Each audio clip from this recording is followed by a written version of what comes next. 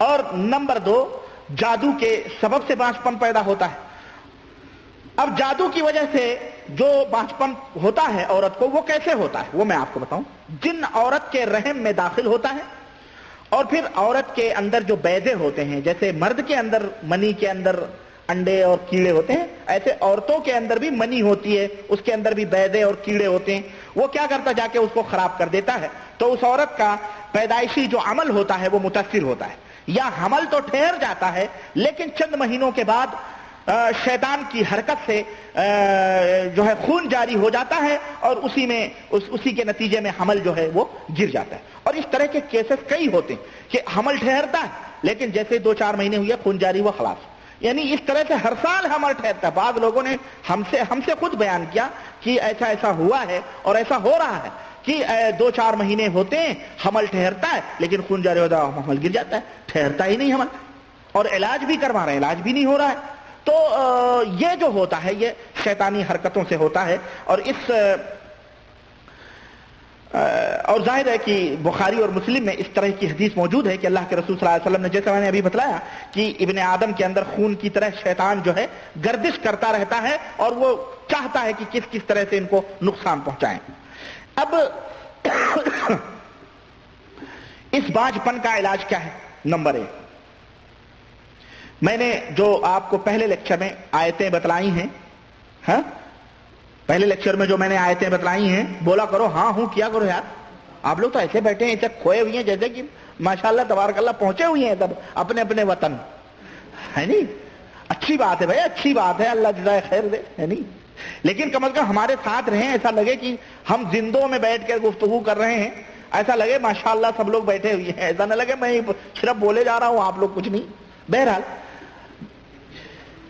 تو جو آیتیں ہم نے پہلے لیکچر میں بتلائی ہیں ان آیتوں کو ایک کیسٹ کے اوپر ریکارڈ کر کے مریض کو دے دیں اور مریض سے کہیں کہ اس کیسٹ کو روزانہ 3 مرتبہ وہ عورت سنے. ہاں. نمبر 2، اس عورت کو سورہ صافات روزانہ صبح کو وہ عورت پڑھے، اگر پڑھنا نہیں جانتی ہے تو اس کو سنے کیسٹ میں. نمبر 3، سورہ معارج عورت کو نصیحت کی جائے. سورہ معارج رات کو سوتے وقت پڑھ کر سوئے یا کسی سے سن کر کے اس کو سوئے. نمبر 4، حبۃ السودا، یہ کلونجی جو ہوتی ہے اس کے تیل پر کچھ صورتیں دم کر کے مریض کو دی جائیں. اور وہ صورتیں کیا ہیں؟ نمبر 1 سورہ فاتحہ، نمبر 2 آیت الکرسی، اور نمبر 3 سورہ بقرہ کا آخری رکوع، نمبر 4 سورہ آل عمران کا آخری رکوع، اور نمبر 5 قل اعوذ برب الفلق اور قل اعوذ برب الناس. یہ تمام آیتیں 7 مرتبہ اسی کلونجی کے حبۃ السودا جو کلونجی کا تیل ہے نا، اس کے اوپر دم کر کے مریض کو دیں اور مریض اس تیل سے اپنے سینے اور اپنی پیشانی اور اپنے ریڑھ کی ہڈی پر سونے سے پہلے مالش کرے. نمبر 5، انہی آیات کو جو میں نے ابھی بتلایا ہے آپ کو، اس کو اصلی شہد کے اوپر پڑھ کر دم کر کے مریض کو دیں اور یہ تاکید کریں کہ وہ روزانہ صبح نہار منہ بغیر کچھ کھائے پیے 1 چمچ کھا لیں. اور یہ تمام علاج مسلسل 3 مہینے تک، مسلسل کتنے دن تک؟ 3 مہینے تک جاری رکھیں.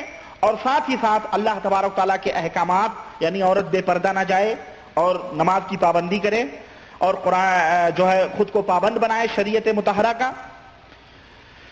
یہ علاج 3 مہینے تک جاری رکھے، اس لیے کہ قرآنی آیات سے شفا کے حقدار وہی لوگ ہیں جن کے دلوں کے اندر ایمان ہے. یہ بات ہمیشہ یاد رکھیں. یہ نہ سوچیں آپ کو بس مریض ہیں، آپ کو صرف دوا کیا جائے اور آپ کچھ نہ کریں. شفا کے حقدار صرف وہی لوگ ہیں جو اللہ وحدہ لا شریک کے سچے پکے مومن بندے ہیں. کیوں؟ اللہ تعالیٰ نے قرآن میں فرمایا ہے وَنُنَزِّلُ مِنَ الْقُرْآنِ مَا هُوَ شِفَاءٌ وَرَحْمَةٌ لِّلْمُؤْمِنِينَ. ہم نے قرآن کو اتارا ہے، اس قرآن میں شفا ہے، رحمت ہے مومنوں کے لیے. مومنوں کے لیے تو یہ قرآنی علاج بھی مومنوں کے لیے ہے. یوں بے نمازی فاسق و فاجر بدعقیدہ مبتدع کا اور کیا کہتے ہیں، کیا خبر پرست مجاوری سجاوری یا یہ ابدے شدے علم چگے ان کے لیے نہیں ہے. یہ پہلے ان سے توبہ کریں، مومن بنیں، پھر اس کے بعد میں اس قرآن کے ذریعے سے ان کا علاج ہو جائے گا اور اس طرح سے اس میں شفا ہے. ہو گئی. آخری میں بات آپ سے عرض کرنا چاہتا ہوں, نظر بد یعنی بری نظر, نظر لگنا, نظر جو لگتی ہے اس کا تعلق کیا حق ہے یا کیا ہے؟ نظر یہ حق ہے, اور قرآن کریم میں اللہ وحدہ لا شریک نے سورہ یوسف کے اندر معلوم ہوا کہ نظر بد لگنا یہ کیا ہے؟ حق ہے. چنانچہ اور حدیثوں میں بھی, میں آئیے مختصر پہ 2-3 حدیثوں کے حوالے دے کے میں اس کا علاج بتاؤں. نمبر 1, حضرت ابو ہریرہ رضی اللہ تعالیٰ عنہ نے فرمایا کہ نبی صلی اللہ علیہ وسلم نے فرمایا العین حق, نظر بد کا اثر یہ حق ہوتا ہے. نظر بد کا اثر جو ہوتا ہے یہ ہوتا ہے, اور یہ حدیث بخاری اور مسلم کی ہے. اسی طرح حضرت عائشہ رضی اللہ تعالیٰ عنہ روایت کرتی ہیں کہ نبی کریم صلی اللہ علیہ وسلم نے فرمایا استعیذوا باللہ من العین حق, تم اللہ کی پناہ مانگو نظر بد سے, کیونکہ نظر بد اثر کرتی ہے, بری نظر اثر کرتی ہے. یہ حدیث ابن ماجہ میں ہے. اسی طرح سے حضرت جابر رضی اللہ عنہ سے روایت ہے کہ رسول اللہ صلی اللہ علیہ وسلم نے فرمایا العین حق تدخل الرجل القبر وتدخل الجمل القدر, کہ اللہ کے نبی صلی اللہ علیہ وسلم نے فرمایا کہ نظر آدمی کو قبر میں پہنچا دیتی. اللہ اکبر. نظر بد یعنی بری نظر آدمی کو قبر میں پہنچا دیتی ہے اور اونٹ کو ہانڈی میں پہنچا دیتی ہے. یعنی اتنی بری اور خطرناک نظر ہوتی ہے. نظر لگ گئی تو سمجھو کہ آدمی بیمار ہو کے مر بھی جا سکتا ہے, اور اونٹ کے اوپر نظر لگ گئی, بیمار ہوا تو ظاہر ہے ذبح کیا جائے گا, اور جب ذبح کیا جائے گا تو ہانڈی میں پہنچے گئی, ہے نہیں؟ تو اللہ کے نبی صلی اللہ علیہ وسلم نے, اور اسی طرح حضرت جابر رضی اللہ عنہ فرماتے ہیں کہ نبی کریم صلی اللہ علیہ وسلم نے فرمایا اکثر من یموت من امتی بعد قضاء اللہ وقدرہ بالعین. یہ حدیث امام بخاری نے روایت کی ہے کہ میری امت میں قضاء اور قدر سے مرنے والوں کے بعد, یعنی اپنی حقیقی طبعی موت سے مرنے والوں کے بعد جو سب سے زیادہ لوگ مریں گے وہ نظر بد لگنے کی وجہ سے مریں گے. اللہ اکبر. یہ حدیثیں ہمیں کھلے طور پر بتا رہے ہیں کہ نظر بد لگتی ہے اور یہ حق ہے, اور اس کا ہمیں کھلے طور پر بتا رہے ہیں کہ نظر بد لگتی ہے اور یہ حق ہے اور اس کا اثر ہوتا ہے.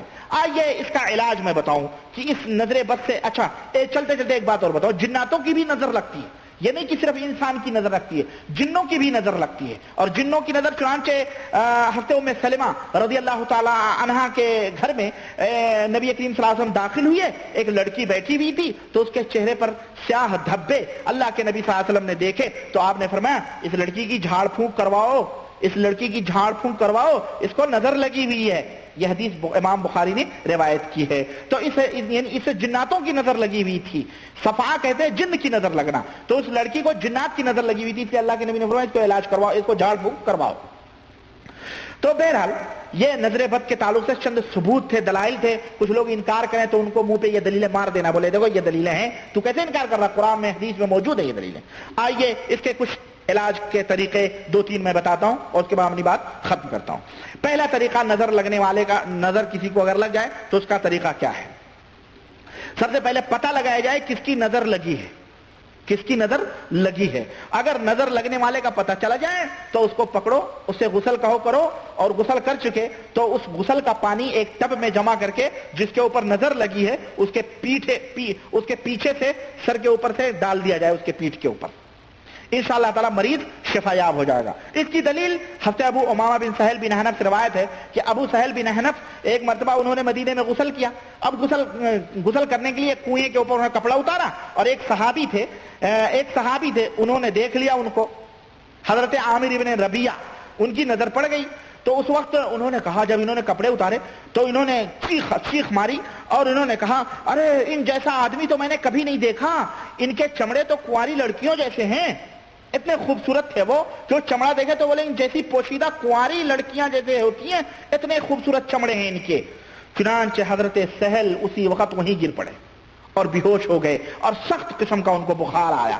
اللہ کے نبی صلی اللہ علیہ وسلم کے پاس خبر پہنچی, اللہ کے رسول صلی اللہ علیہ وسلم کو لوگوں نے بتایا, اللہ کے نبی وہ تو سر بھی نہیں اٹھا رہے ہیں, اتنے بیمار ہو گئے. اللہ کے نبی غصہ ہوئے اور چنانچہ ان کے پاس آئے اور ان سے پوچھا یہ بتلاؤ کسی کے اوپر تمہیں شک ہے؟ انہوں نے کہا عامر ابن ربیعہ نے مجھے دیکھا تھا اور یہ بات کہی تھی, انہی کے اوپر مجھے شک ہے. عامر ابن ربیعہ کو بلایا اور آپ نے غصہ کیا اور آپ نے فرمایا کہ تم میں سے کوئی اپنے بھائی کو کیوں قتل کرتا ہے, تم نے ان کے لیے برکت کی دعا کیوں نہیں کی؟ جب تم نے دیکھا تو ان کے لیے برکت کی دعا کرنا چاہیے, یعنی تمہیں ماشاء اللہ کہہ دینا چاہیے.